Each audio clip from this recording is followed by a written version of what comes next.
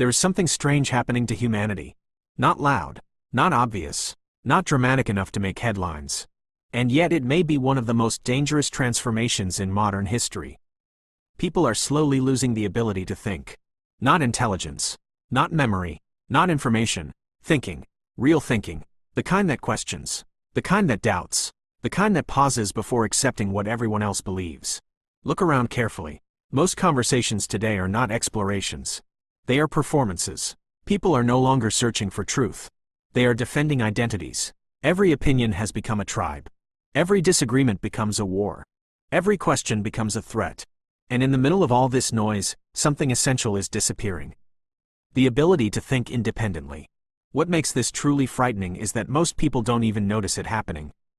Because collective stupidity does not look like stupidity.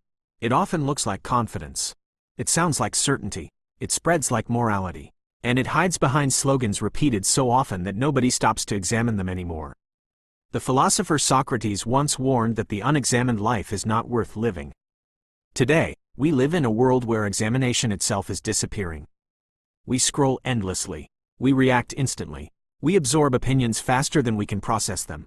And slowly, without realizing it, we begin outsourcing our minds. To algorithms, to influencers, to political tribes, to social approval. The modern world does not encourage deep thought. It rewards speed. The faster you react, the more visible you become. The more emotional your response, the more engagement you generate. Social media platforms understand this perfectly. Outrage spreads faster than nuance. Fear spreads faster than truth. Confidence spreads faster than wisdom. And because of this, society increasingly rewards people who speak with certainty, even when they understand very little. Meanwhile, thoughtful people hesitate. They question themselves. They explore complexity. They admit uncertainty. Ironically, the people most qualified to speak are often the least aggressive about being heard. While the loudest voices dominate the room, this creates a dangerous illusion that confidence equals intelligence. But history repeatedly shows the opposite. The psychologist Daniel Kahneman spent decades studying how human beings actually think. His conclusion was unsettling. Most of our decisions are not rational at all. They are emotional shortcuts. Our brains constantly seek efficiency. Instead of deeply analyzing information, we rely on mental patterns, social cues, and familiar narratives.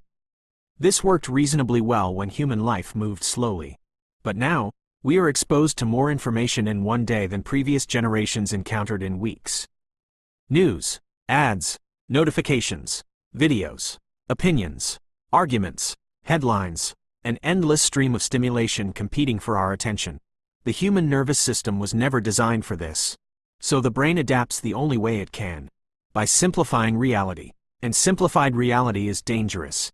Because once people stop analyzing complexity, they become vulnerable to manipulation. Not through force, but through repetition. Say something enough times, and it begins to feel true. Repeat an idea across media, culture, politics, and entertainment, and eventually people stop questioning it entirely. This is what Noam Chomsky described as the manufacturing of consent. A society where people believe they are thinking independently while unconsciously absorbing prepackaged conclusions. The frightening part is that manipulation today rarely feels oppressive. It feels comfortable. It entertains you. It validates you. It tells you that your side is good and the other side is evil. And the human ego loves this. Because thinking critically is uncomfortable. It forces us to confront uncertainty. It demands that we admit we may be wrong. And for many people, being wrong feels psychologically unbearable. So instead of seeking truth, they seek reassurance. This is why modern discourse feels increasingly irrational. People no longer ask, "Is this true?" They ask, "Does this support my identity?" Once identity becomes attached to belief, critical thinking begins to die. Because now disagreement feels personal. Questioning an idea feels like attacking the self. And when that happens, conversation becomes impossible. Only tribal warfare remains. You can see this everywhere. Politics, religion, culture, even science. People cherry-pick evidence that supports what they already believe while ignoring anything uncomfortable. Psychologists call this confirmation bias. But it goes deeper than bias. It is emotional self-protection. The mind protects beliefs because beliefs create stability. And stability creates psychological safety. Which means the average person would often rather protect comforting illusions than face painful truths. This is why collective stupidity can spread even among highly educated societies. Education alone does not guarantee wisdom. In fact, highly educated people can become even more skilled at rationalizing false beliefs. Because intelligence does not automatically produce honesty. Sometimes it simply produces better excuses. The real foundation of critical thinking is not intelligence. It is humility. The willingness to say, "I might be wrong." That sentence alone has become rare. Modern culture trains people to broadcast certainty at all times. Admitting uncertainty is seen as weakness. But genuine thinkers understand something important. Reality is complicated. Simple answers are emotionally satisfying, but reality rarely behaves in simple ways. The philosopher Carl Jung warned that people will do almost anything to avoid confronting themselves. And perhaps that is the deepest crisis of all. Because the collapse of critical thinking is not only happening externally. It is happening internally. Most people are deeply disconnected from their own minds. They rarely sit alone in silence. Rarely reflect deeply. Rarely examine their own motives. Instead, they distract themselves constantly. Music, videos, scrolling, consumption, anything to avoid stillness. But stillness is where thought begins.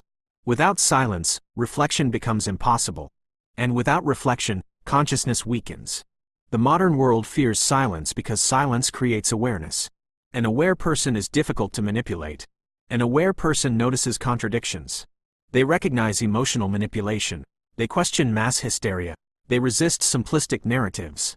And systems built on emotional control do not benefit from deeply aware individuals. This is why distraction has become one of the dominant forces of modern life. Not because someone necessarily planned it all from the beginning, but because distraction is profitable.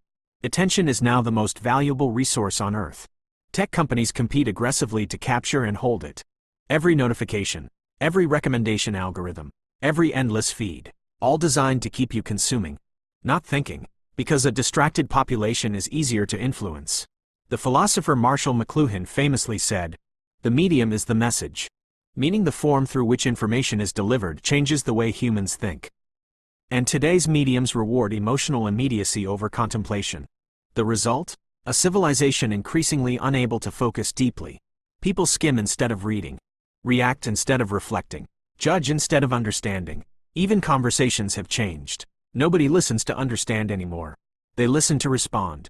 This creates the illusion of communication while genuine understanding slowly disappears.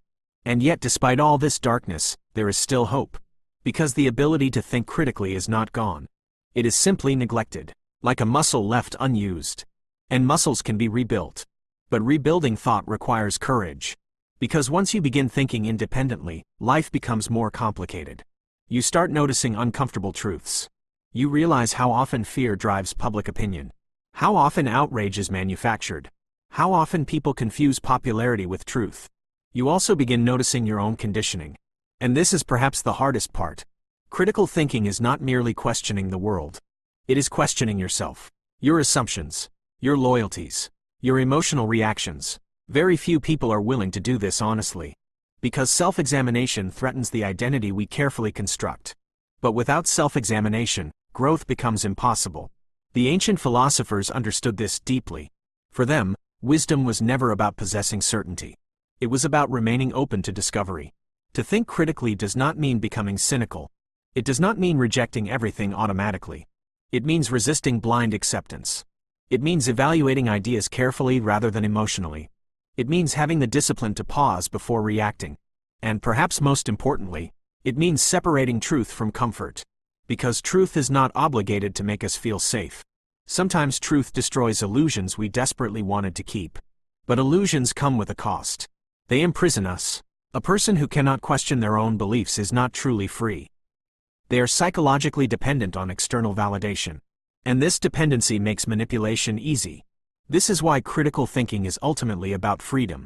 Not political freedom alone, mental freedom, the freedom to observe clearly, to reason independently, to resist collective pressure. History shows that every meaningful advancement in human civilization began with individuals willing to question accepted reality.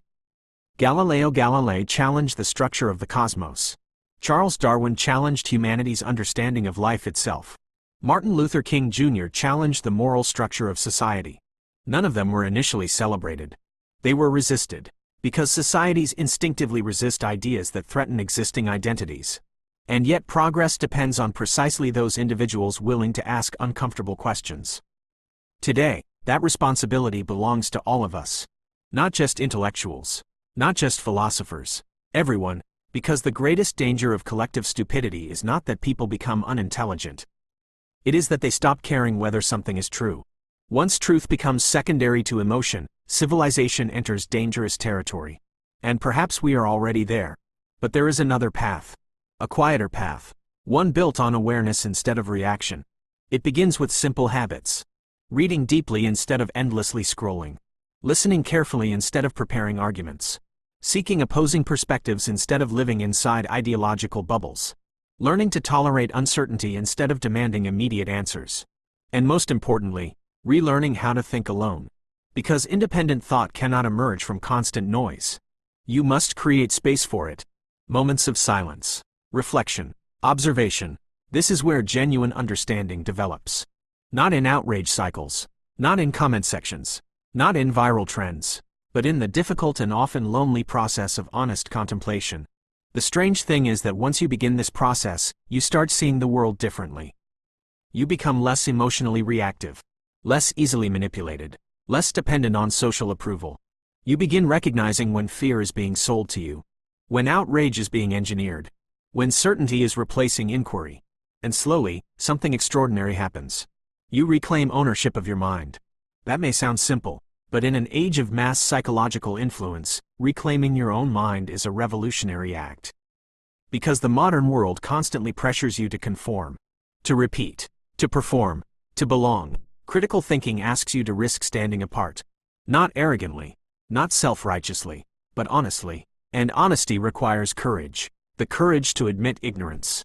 The courage to change your mind. The courage to resist comforting lies. This is why true wisdom often appears quiet. Wise people understand how much they do not know. They approach reality with curiosity rather than arrogance. Meanwhile, shallow thinkers often speak with absolute certainty. Because certainty is emotionally easier than complexity. But reality does not reward emotional simplicity forever. Eventually, reality confronts us all. And when it does, those incapable of critical thought become vulnerable to panic, manipulation, and extremism. This is why the decline of critical thinking is not merely an intellectual problem. It is a civilizational problem. A society that loses the ability to think clearly eventually loses the ability to govern itself wisely. And once that happens, freedom becomes fragile. So where does this leave us? Perhaps with one final truth. Critical thinking is not simply a skill. It is a responsibility. A responsibility to reality, to truth, to future generations. Every moment you choose reflection over reaction, you strengthen that responsibility. Every time you question a narrative instead of blindly accepting it, you protect your mental freedom. Every time you remain open to learning instead of clinging to ego, you resist collective stupidity. And resistance matters, because cultures are shaped by individuals. One thoughtful person influences another. One honest conversation interrupts another cycle of unconscious conformity. Change rarely begins with massive crowds. It begins quietly, inside individual minds willing to wake up. So as this journey ends, ask yourself one question. Are your thoughts truly your own? Or are they echoes of the environment around you? The answer to that question may determine not only the quality of your mind, but the future of the world itself. Stay curious, stay aware, and above all, keep thinking.